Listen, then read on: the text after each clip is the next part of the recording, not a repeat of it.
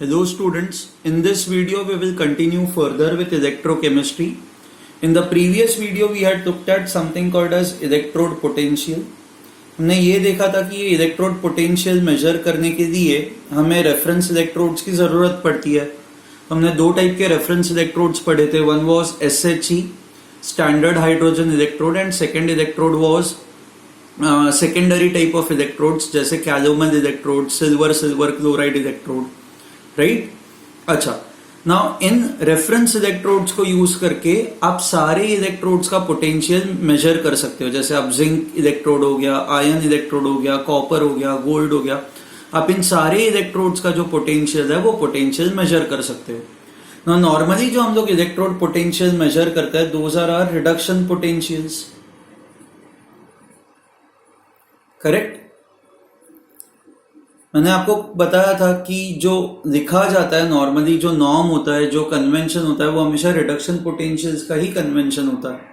सो आप किसी का भी जब पोटेंशियल लिखते हो, let's say if you say potential of electrode potential of zinc, तो it is assume that you are specifying reduction potential. Okay, अगर जो आप ऑक्सीडेशन पोटेंशियल लिख रहे हो या आप ऑक्सीडेशन पोटेंशियल मेजर करना चाहते हो तो आपको ना वो स्पेसिफाई करना होता है. बट जब आप कुछ स्पेसिफाई नहीं करते तो it means it is your reduction potential. ये आपका रिडक्शन पोटेंशियल ही है. ओके, नाउ ऐसे यूज कर करके आप बहुत सारे इलेक्ट्रोड्स का पोटेंशियल मेजर कर सकते हो. एंड जब आप इतने सारे इलेक्ट्रोड्स का पोटेंशियल मेजर करते हो एंड जब आप इनको एक टैबुलेट करते हो, मतलब एक टेबल में इन सारे रिडक्शन पोटेंशियल्स की जब आप वैल्यू नोट करते हो, तो ऐसे सीरीज को कहा जाता है electrochemical series. I will show you an example of electrochemical series. ये जो इलेक्ट्रोकेमिकल सीरीज होती है ये बहुत ही इंपॉर्टेंट होती है. It is very very important.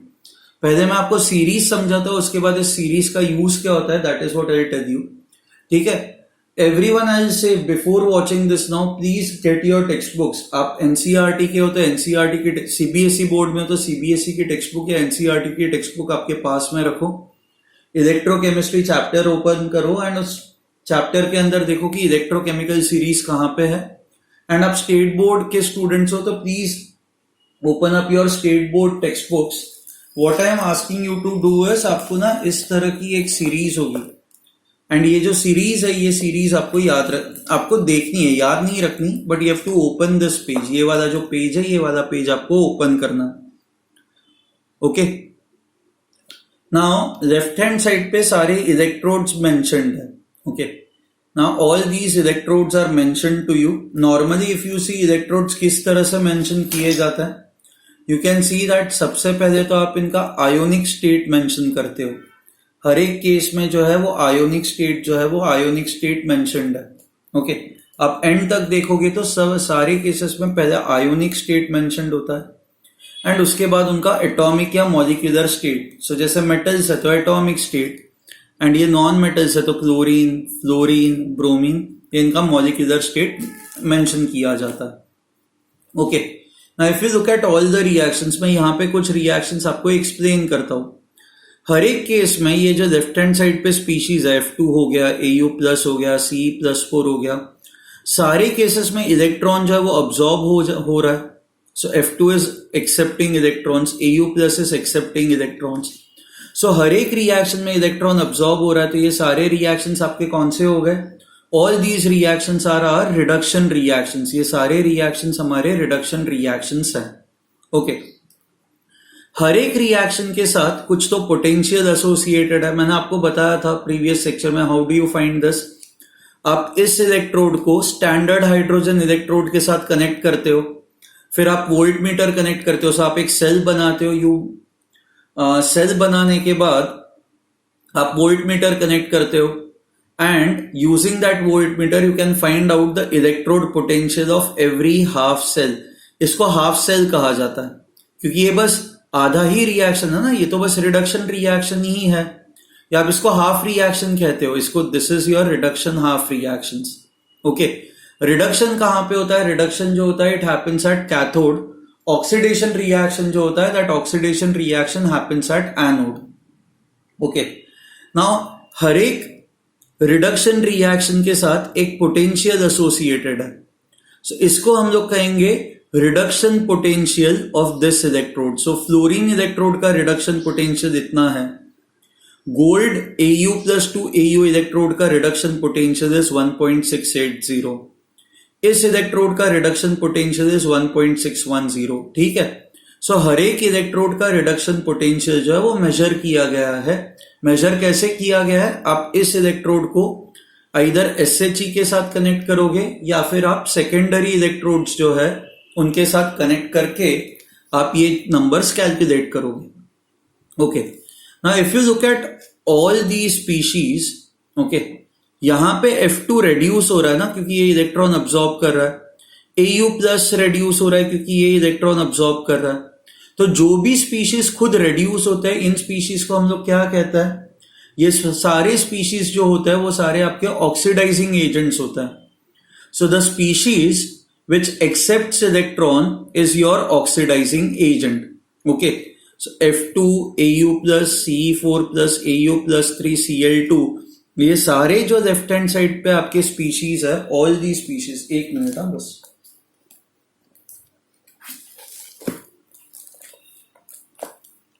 Okay, ये जो सारे स्पीशीज है लेफ्ट हैंड साइड पे, ये all these are your oxidizing agents. Okay, and सारे जो राइट हैंड साइड पे आपके स्पीशीज है, ये सारे species these are your reducing agents. So ये सारे आपके रिड्यूसिंग एजेंट्स हो गए, एंड लेफ्ट हैंड साइड पे जो है वो आपके सारे ऑक्सीडाइजिंग एजेंट्स हो गए। Okay, now you have to remember this, what you have to remember is, okay, जैसे जैसे ये E0 की वैल्यू बढ़ती जाती है ना, as this value increases, so आप देखो 1.080, 1.2, 1.36, 1.5, 1.610, 1.680, ये value of E0 is increasing as you go up. So E0 की वैल्यू जितनी ज्यादा इंक्रीज होती जाएगी उतना ये स्ट्रॉन्ग ऑक्सीडाइजिंग एजेंट होगा। सो ये पूरे सीरीज में E0 की value is maximum for F2। So F2 is your strongest oxidizing agent, ये सबसे स्ट्रॉन्ग ऑक्सीडाइजिंग एजेंट होगा। ओके, जैसे जैसे आप नीचे नीचे नीचे आते जाओगे, E0 की वैल्यू रेड्यूस होती जाएगी, E0 की वैल्यू रेड्यूस होती जाएगी तो आपका जो ऑक्सीडाइजिंग स्ट्रेंथ है वो कम होता जाएगा। सो if I ask you Cl2 and F2 में से स्ट्रॉन्गर ऑक्सीडाइजिंग एजेंट कौन सा है, तो आप बोलोगे कि सर F2 ऊपर आता है, तो F2 will be a stronger oxidising agent. Okay, आपको अभी क्या करना है पता है, मैं जो जो एग्जाम्पल्स बोलता जा रहा हूं आपको वो नोट करना है। सो पहला एग्जाम्पल मैंने Cl2 एंड F2 का दिया, CF2 right, F2 is a stronger oxidising agent than Cl2। Video को पॉज करो एंड ये लिख दो। ओके, सो अब से नेक्स्ट 10-15 मिनट्स तक जो भी चीजें मैं डिस्कस करूंगा, आपको हर 5-5, 10-10 सेकेंड के बाद वीडियो पॉज करना है एंड जो भी मैं बोल रहा हूं वो लिखते जाना है। बहुत मेहनत है आपको, but it is important that you write these things, otherwise आप ये शायद भूल जाओगे, you might forget this. Okay, fine. Okay, so left hand side पे जो सारे स्पीशीज है, ये सारे species are your oxidizing agents. Right hand side पे सारे स्पीशीज रेड्यूसिंग एजेंट्स हैं। आप जैसे जैसे ऊपर जाते हो ऑक्सीडाइजिंग एजेंट की स्ट्रेंथ इंक्रीज हो जाती है। सो अगर जो आपको पूछा जाए कि Fe+3 एंड Ag+ में स्ट्रॉन्गर ऑक्सीडाइजिंग एजेंट कौन सा है, तो Fe+3 एंड Ag+ में Ag+ ऊपर आता है, तो Ag+ is a stronger oxidising agent as compare to Fe+3। So whenever oxidizing strength is asked, you will only focus on left hand side species. I repeat this, you don't have to learn this, ये values आपको learn करनी ही नहीं है, and ना ही आपको ये series learn करनी है, आपको एग्जाम में ये नंबर्स दिए जाएंगे। So the rule is this कि जिस भी स्पीशीज के लिए रिडक्शन पोटेंशियल ज्यादा होगा, that will be a stronger reducing agent. Okay, so if you want to compare Ce+4 and Au+3, so Ce+4 has a greater reduction potential, so Ce+4 will be a stronger oxidizing agent. Okay, so oxidizing agent की strength increases. मैं तो कहूंगा कि आपके table में ही आप चीजें mark करते जाओ, या इसी में आप अगर जो जो चीजें नोट कर सकते हो नोट करते जाओ। Okay, so as you go up, the strength of oxidizing agent increases. So F2 is the strongest oxidizing agent and weakest oxidizing agent जो है आपका वो है Li+. This is the weakest oxidizing agent. Weakest oxidizing agent मतलब ये electron accept ही नहीं करेगा, it will not accept electron. Let me write over here. Li+ does not accept electrons because this is the weakest oxidizing agent. And F2 जो है, F2 ये strongest oxidizing agent है, it will readily accept electron.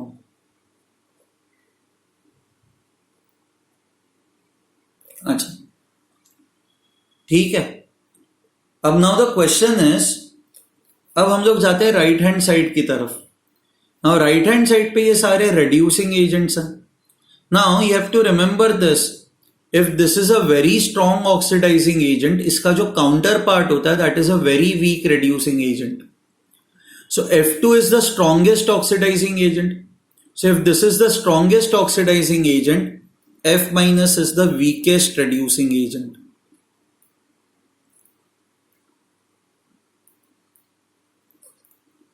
This is the weakest reducing agent. अब जैसे जैसे आप नीचे जाते हो ऑक्सीडाइजिंग एजेंट्स जो है वो वीक होते जाता है. ऑक्सीडाइजिंग एजेंट्स वीक होते जाते हैं तो रिड्यूसिंग स्ट्रेंथ या रिड्यूसिंग एजेंट्स जो है वो स्ट्रांग होते जाएंगे. सो आप जैसे जैसे नीचे जाओगे आपकी जो रिड्यूसिंग स्ट्रेंथ है वो इंक्रीज होती जाएगी. सो ये जो लिथियम है, this is the strongest reducing agent.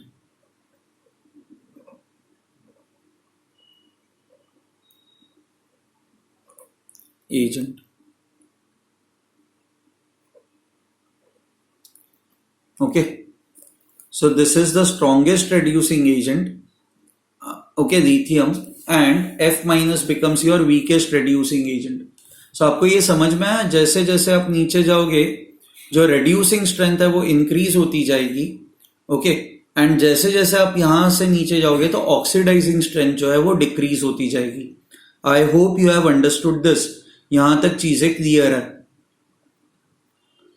अच्छा, अब मैंने आपको कहा कि आपको ये लिस्ट तो याद रखनी नहीं है, तो आपको कैसे समझ में आएगा कि इनमें से कौन सा एजेंट जो है that is a strong reducing agent. So अब आप देखो, मैंने क्या बताया आपको, आप जैसे जैसे नीचे जाओगे रिड्यूसिंग स्ट्रेंथ इंक्रीज होगी ना. So if you have to compare platinum and mercury, तो मर्क्यूरी क्योंकि नीचे है, mercury will be a stronger reducing agent as compare to platinum. ये आपको कैसे पता चलेगा? आपको ये इस वैल्यू से पता चलेगा. सो अगर जो रिडक्शन पोटेंशियल की वैल्यू कम है तो it will be a stronger reducing agent. So if the value of reduction potential is less, it is a stronger reducing agent. If the value of reduction potential is more, it is a weaker reducing agent. So I'll write this now.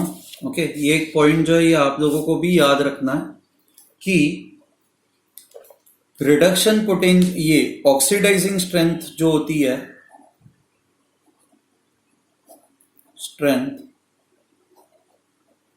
is directly proportional to your reduction potential, and reducing strength जो होती है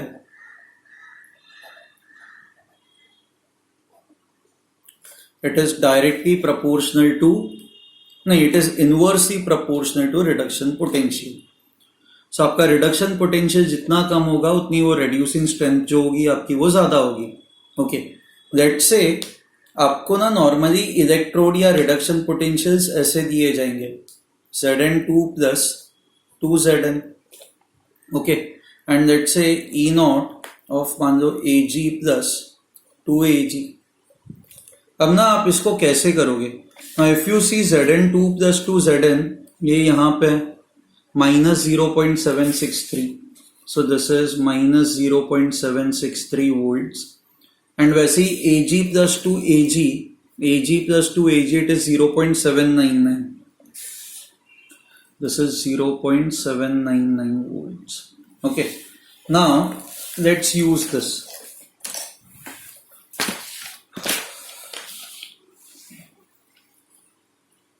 सो पहले तो ऐसे case में ना it is always better to write down the reaction. So Zn2 plus जो है it will accept electrons and become zinc, and Ag plus will accept electrons and become Ag. Now ये Zn2 प्लस या Ag plus ये electrons accept कर रहा है, ये electrons accept कर रहा है, सो ये हो गए आपके oxidizing agents, zinc agents, and zinc and Ag they become your reducing agents. अब आपको डिसाइड करना है कि इन दोनों में से स्ट्रॉन्गर ऑक्सीडाइजिंग एजेंट कौन सा है. अब स्ट्रॉन्गर ऑक्सीडाइजिंग एजेंट कौन सा है ये कैसे डिसाइड करोगे आप. ओके, सो ये डिसाइड आप इस तरह से करोगे कि oxidizing strength is directly proportional to E naught. This is minus 0.763, ये प्लस है ना, प्लस 0.799, तो प्लस वैल्यू माइनस से बड़ी होती है, so this is larger reduction potential and this is a smaller reduction potential. हमें पता है oxidising strength is directly proportional to reduction potential. अच्छा, this is the larger number, because this is the larger number Ag plus will be a stronger oxidising agent.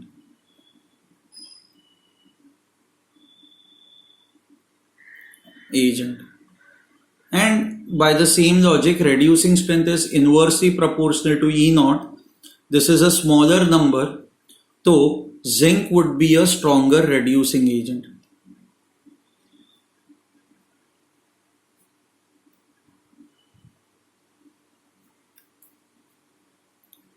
ठीक है, I hope you have understood this. So आपको क्या करना है, let's say अब मैं आपको और दो एग्जांपल्स और एक एग्जांपल देता हूं.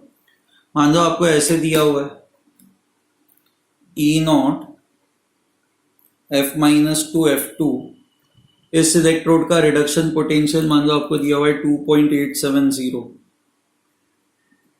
And E not Au plus two Au, this is given to you as 1.680. Okay, ना ये दोनों रिडक्शन पोटेंशियल्स है. यहाँ पे OX, इवन दो ये रिएक्शन ऑक्सीडेशन रिएक्शन है, सी F minus two F2, F2 को F माइनस में कन्वर्ट करना हो तो F2 शुड एक्सेप्ट इलेक्ट्रॉन्स. सो आई दोनों के लिए रिडक्शन रिएक्शंस कैसे लिखोगे. इसके लिए रिडक्शन रिएक्शन जो होगा वो ऐसे होगा, Au plus will accept electron and it will get converted into Au. And यहां पे आप रिएक्शन कैसे लिखोगे, F2 will accept electron and become F minus. Correct. तो इवन तो यहां पे F माइनस पहले लिखा जाता है, बट बिकॉज आप नॉर्मली कन्वेंशन वही होता है, आप आयंस को पहले लिखते हो और फिर एटम्स या मॉलिक्यूल्स को लिखते हो.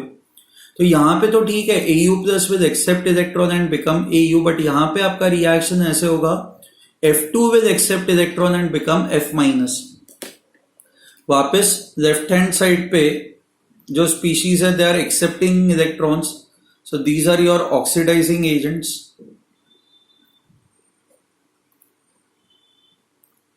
एंड राइट हैंड साइड पे जो स्पीशीज होंगे ये हो जाएंगे आपके रिड्यूसिंग एजेंट्स. अब आपको डिसाइड करना है स्ट्रॉन्गर ऑक्सीडाइजिंग एजेंट कौन सा है. Oxidising strength is directly proportional to E naught. This is a bigger number and this is a smaller number. So because this is a bigger number, fluorine के लिए oxidizing strength, so this will be a stronger oxidizing agent.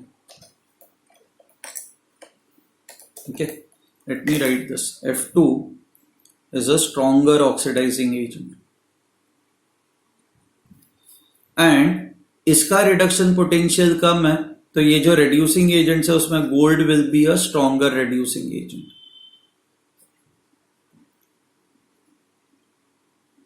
ठीक है. I hope you have understood this. ये जो चीज है ये आपको समझ में आई है. Okay, now I will proceed ahead. अब ना मैं ये बताता हूं आपको कि कौन किसको ऑक्सीडाइज करता है एंड कौन किसको रिड्यूस करता है. Okay, so let's come again on the electrochemical series. आपको हमेशा ये याद रखना है कि ऑक्सीडाइजिंग एजेंट जो है वो किसी ना किसी को तो ऑक्सीडाइज करेगा. तो वो रेड्यूसिंग एजेंट्स को ऑक्सीडाइज करेगा. So if I have to write this, I write it over here as oxidizing agents oxidize reducing agents. अच्छा, okay, which are below them in electrochemical series.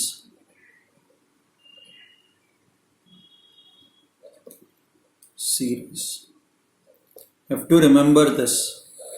Oxidising agents किनको oxidize करता है? जो reducing agents होते हैं ये उनको oxidise करता है. बट कौन से रेड्यूसिंग एजेंट्स को ये ऑक्सीडाइज करता है? जो उनके नीचे होता है उनको ये ऑक्सीडाइज करता है. सो से फॉर एग्जाम्पल हमारे oxidizing agents left hand side की तरफ है ना, तो ब्रोमीन जो है एंड रेड्यूसिंग एजेंट्स और आपके राइट हैंड साइड की तरफ है. तो oxidizing agents will oxidize reducing agents which are below them. तो अगर जो ये ब्रोमीन है तो ये ब्रोमीन Hg को ऑक्सीडाइज कर सकता है, Ag को ऑक्सीडाइज कर सकता है, इस Hg को ऑक्सीडाइज कर सकता है, ये इनमें से किसी को भी ऑक्सीडाइज कर सकता है.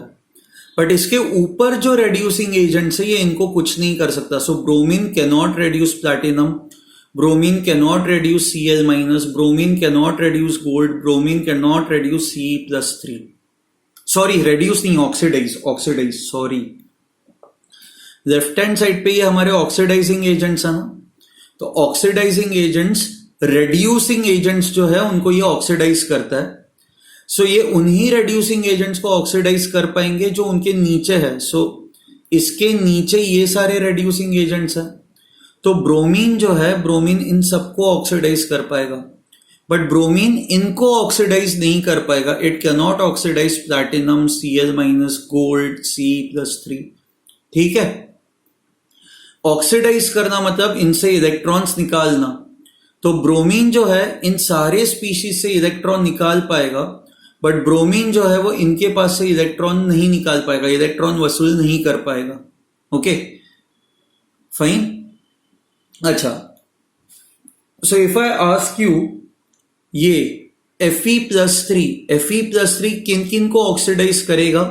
तो Fe+3 इसके नीचे जो है उन सबको ऑक्सीडाइज करेगा. मतलब Fe+3 जो है वो इन सबके पास से इलेक्ट्रॉन्स वसूल करेगा, बट Fe+3 ऊपर वालों को कुछ नहीं कर पाएगा, ये इनके पास से इलेक्ट्रॉन्स वसूल नहीं कर पाएगा. ओके, अब हम लोग रेड्यूसिंग एजेंट की बात करते हैं.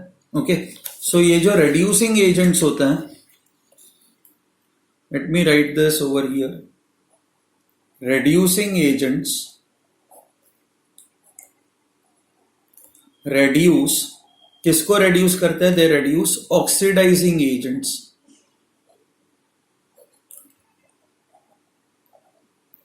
above them. Okay, in electrochemical series.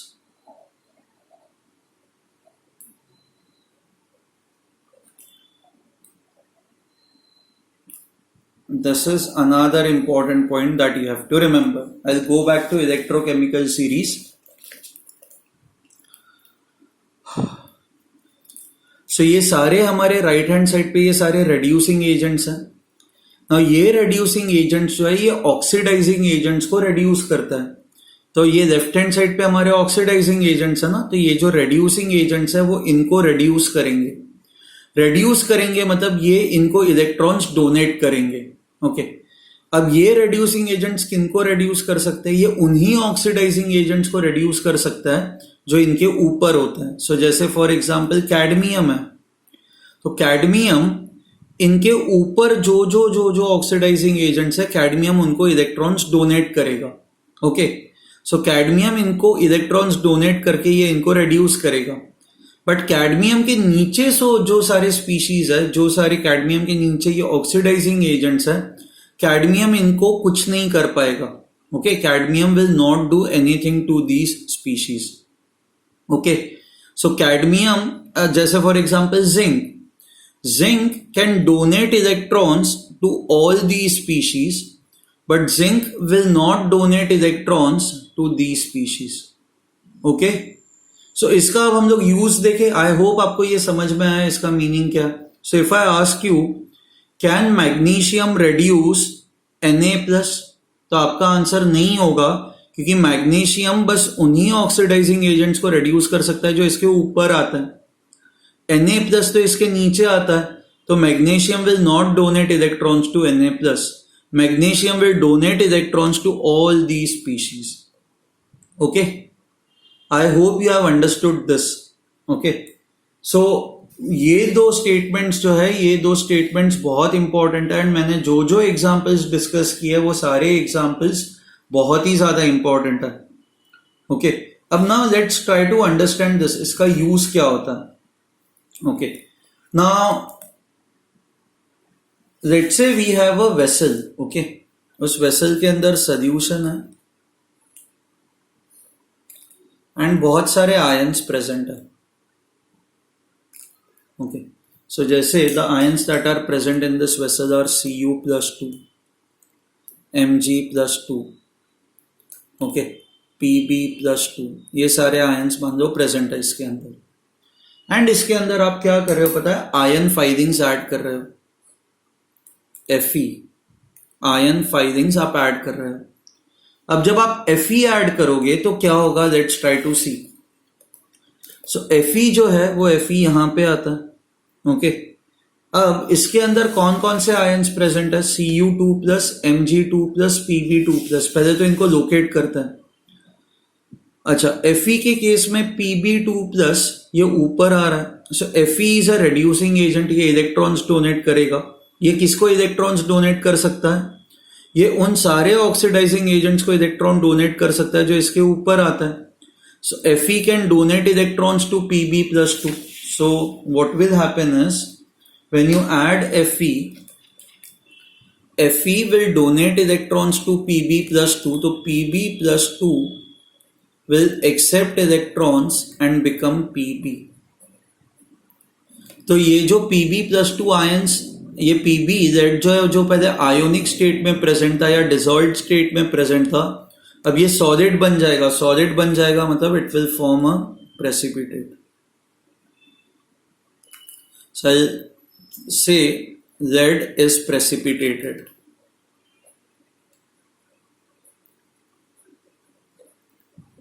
ठीक है, और देखते हैं अब Mg2+ एंड Cu2+. ये Fe यहां पे है एंड Mg2+ नीचे आ रहा है ना, तो Fe will not donate electrons to Mg2+. तो यहां पे जो Mg2+ है, Mg2+ will not get affected. Will not get affected.